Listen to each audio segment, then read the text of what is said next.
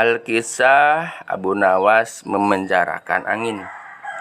Tidak ada henti-hentinya, tidak ada kapok-kapoknya, Baginda selalu memanggil Abu Nawas untuk dijebak dengan berbagai pertanyaan atau tugas yang aneh-aneh.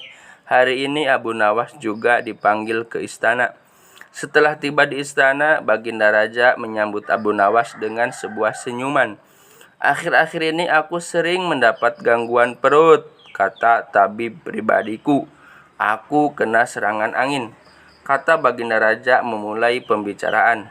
"Ampun tuanku, apa yang bisa hamba lakukan hingga hamba dipanggil?" tanya Abu Nawas. "Aku hanya menginginkan engkau menangkap angin dan memenjarakannya," kata Baginda Raja. Abu Nawas hanya diam, sepatah kata pun tak keluar dari mulutnya. Ia tidak memikirkan bagaimana cara menangkap angin, tetapi ia masih bingung bagaimana cara membuktikan bahwa yang ditangkap itu memang benar-benar angin. Karena angin tidak bisa dilihat, tidak ada benda yang lebih aneh dari angin. Tidak seperti halnya air, walaupun tidak berwarna tetapi masih bisa dilihat, sedangkan angin tidak. Baginda hanya memberi waktu Abu Nawas waktu lebih daripada 3 hari. Lebih kurang daripada 3 hari, Abu Nawas pulang membawa pekerjaan rumah dari Baginda Raja. Namun Abu Nawas tidak begitu sedih, karena berpikir sudah merupakan bagian dari hidupnya, bahkan merupakan suatu kebutuhan. Ia yakin bahwa dengan berpikir akan terbentang jalan keluar dari kesulitan yang sedang dihadapi. Dan dengan berpikir pula, ia yakin bisa menyumbangkan sesuatu kepada orang lain yang membutuhkan, terutama orang-orang miskin. Karena tidak jarang Abu Nawas mengondol sepundi penuh uang emas hadiah dari Baginda Raja atas kecerdikannya. Tetapi sudah 2 hari ini Abu Nawas belum juga mendapat akal atau menangkap angin, apalagi memenjarakannya.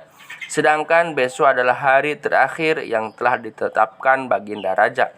Abu Nawas hampir putus asa. Abu Nawas benar-benar tidak bisa tidur walau hanya sekejap. Mungkin sudah takdir. Kayaknya kali ini Abu Nawas harus menjalani hukuman karena gagal melaksanakan perintah Baginda Raja. Ia berjalan gontai menuju istana. Di sela-sela kepasrahannya kepada takdir, ia ingat sesuatu, yaitu Aladin dan lampu wasiatnya. Bukankah jin itu tidak terlihat? Abu Nawas bertanya kepada diri sendiri. Ia beringkrak girang dan segera berlari pulang. Sesampai di rumah, ia secepat mungkin menyiapkan segala sesuatunya, kemudian menuju istana.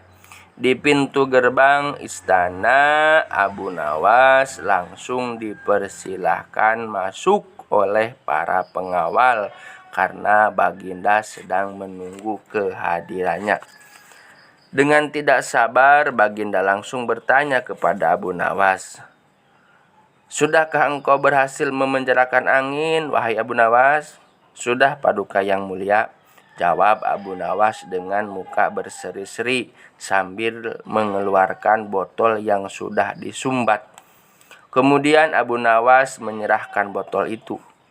Baginda menimbang-nimbang botol itu, kayak anak kecil saja ya ditimbang-timbang. "Mana angin itu, wahai Abu Nawas?" tanya Baginda. Di dalam tuanku yang mulia," jawab Abu Nawas penuh ta'zim.